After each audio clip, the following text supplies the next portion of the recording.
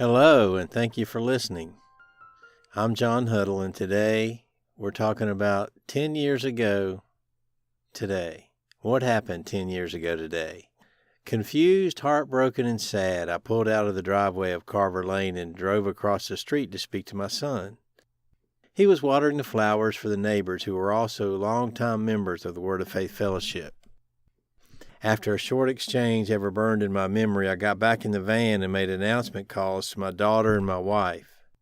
Still, it did not occur to me that after 20 years of marriage, including fathering 2 beautiful children, that the drive I took up Highway 221 to Marion that day would lead to dissolving of my family that I love so dearly. Thinking that the separation would be temporary, I asked my new landlord for a 6-month or even a shorter lease, maybe 3 months. My unwillingness to accept the plight other spouses had endured after leaving the confines of Word of Faith did not change the outcome. The months melted into years, and the gulf separating me from my children remained. My wife filed for divorce and then sued me for back child support. The divorce became official while her monetary quest was not successful as she planned. The communication with my children dried up, ending in returned letters and shredded checks. The failed attempts to connect never quenched my love for them.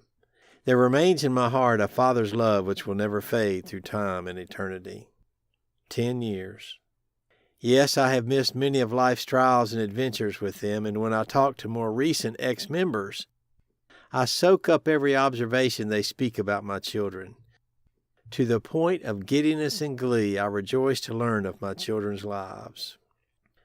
On this 10-year anniversary of my parting from WOFF life, I will not allow remorse for the missed moments to overwhelm me or sadden me.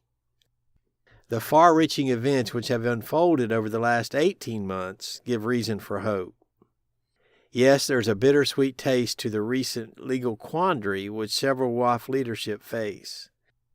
In years to come, will we look back at the guilty plea to conspiracy to commit wire fraud of Jerry and Jason Gross as a tipping point for the inertia needed to reverse the course of Word of Faith Fellowship?